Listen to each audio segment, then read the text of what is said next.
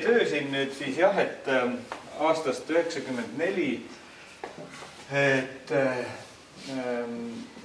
see sai tehtud mingisuguse teatud eesmärgiga, tõenäoliselt oli, ma mäletan, et oli mingi kevadnäitus ja sinna ta pidi kuidagi, ma ei tea, kas see oli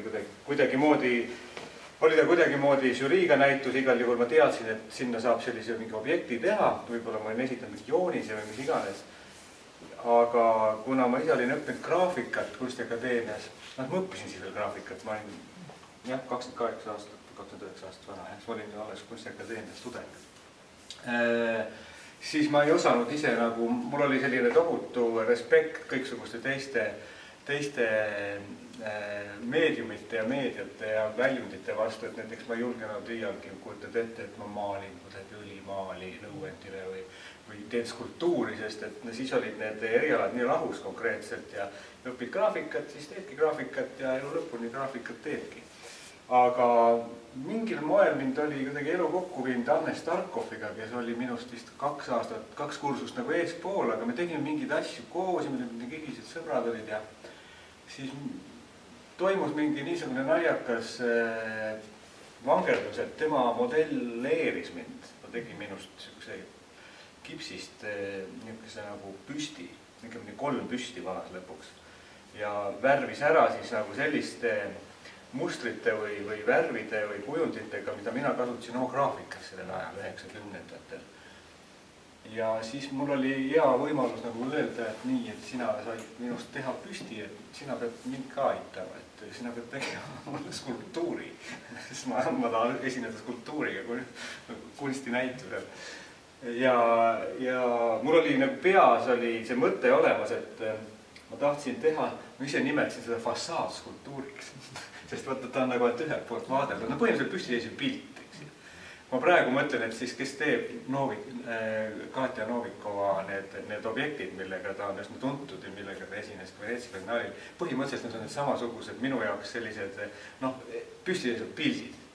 Ja minu mõte oli tookord ka, et kuna mu graafika kujund selline must laik mees või see oli nagu mul endal nagu välja töötatud, et mingil põhjusel, ma ei tea, miks ma jõudsin niisuguse üldistusastmele, et kõik tegelased, kes mu töödes nagu figureerisid, nägid välja just niisugused mustad, niisugused, keegi kutsus need hipid, eks ja kes iganes, mismoodi. Aga nad olid sellised, alguses olid neil näod ka peas, aga pika peal nad olidki sellised nagu lihtsalt tähistajad. Ja ma tahtsin teha sellist nagu suurt püstiseisvat siis nii-öelda portreed enda tegelasest. Ja kuidas sa ikka teistmoodi püsti saad panna teda seisma, kui tuleb mingi maht olema, nii et ma kuulsin ette, et eest ta on tõesti sile nagu pilt, et kui sa siit vaatad, et siis on nagu pilt ikka, aga et ta püsti seisaks, tal peab olema mingisugune 3. mõõde ja siis Starkov mõtles välja osava skulptorina, et teeme siukese asja, millel on taga nagu natuke vormi ja ees on lihtsalt siuke lame. Materjalid olid siis, ega meil siis mingisuguseid Kultuurkapitali vist siis veel ei eksisteerinud või vähemasti meie jaoks seda ei eksisteerinud veel.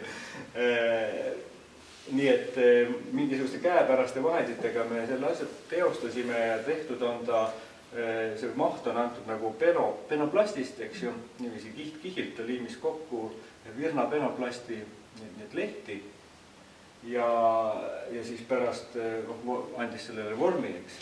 Ja siis esimene paneel on mingisugune, praegu ma kujutan ette, et ta on midagi sellist, selle foamboardi moodi, aga kui me siin urgitsesime, siis ta ei ole nagu päris see ka, et ta on mingi isolatsioonimaterjal või jumal teab mis asi, et ta sees on siuke nagu ka siuke svamm või.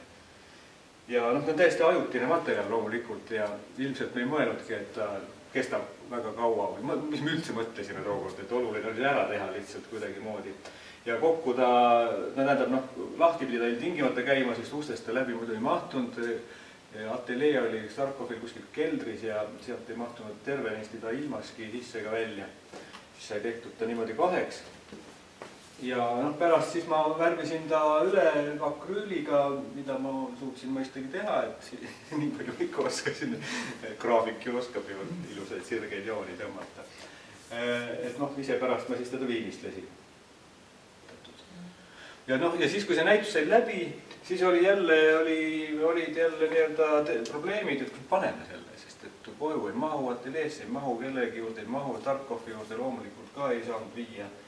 Ja siis ma ei mäleta, kas me pakkusime teda üldse kuskile veel. Äkki me pakkusime teda kunstimuuseumile niisama, aga ühel hetkel ma ei mäleta seda ka, kes nagu oli see vahetalitaja, et mina isiklikult kedagi ei tundnud siit niiviisi, kes tegi mingi siukese liigutuse, et miks ei võiks see olla deponeeritud muusikaakadeemiasse lihtsalt. No, et kuna ta näeb klaveri moodi välja ka siis äkki sobib isegi. Ta sobis hästi kohe. Ja nii ta sattuski siia, ta täiesti iseeneslikult kuidagi niimoodi, et kuskile poolt panna ja võib-olla me tegime Komissaarovile ettepanekut võtta, ma ei tea, arvele muuseumisse, me üldse ei mäleta kellegi kaudu, sest ma ise ei julgenud küll neisuguste kuuludega tookord üldse suheldagi veel. Ja mina nägin teda alguses korra, ta oli kuskil ka niimoodi trepist alla siin majas.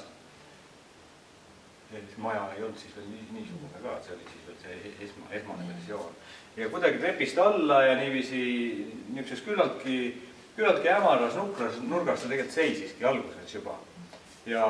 Aga noh, kuna ma ei tea, omanditunnet aga enam mul ei olnud ja ma nagu ei muretsenud ta pärast ka ja ma ei sattunud siia majja. Nii et ega ma ei tea, kus ta veel on seisnud ja kui ma nüüd siis vaid see suvi, nüüd siis tulin teda vaatama, siis ta oli niisugusest rööstitud olukorrast, et naer peale. Ma arvan, et ma tegin teda kunagi aastate eest ja siis tal mingi väike gramm kuskil oli, vaatasid värv on vähe maas, aga see oli niisugune väike asi, et ma üldse ei muretsenud. Ja siis ma rohkem aastaid ei sattunud taga kokku ja olin ta ära ka unustanud loomulikult. Ja nii, et kui nüüd siis see Muusikaakadeemia mees helistas, siis ma nägin. Ja mina arvan, et muidugi ta serveeris mulle seda niiviisi viisakalt, et natukene tahaks. Äkki ma restaureerin selle ära. Siis ma tulin siia ja siis ta oli näoga seina poole keeratud. Ja siis ma sain juba aru, et sealt tuleb midagi. Tagumine külg on ka küllalt kõvasti tappa saanud. Ja siis kui ta selle ette keeras, siis ta nägu oli selline nagu oleks ise pahandust.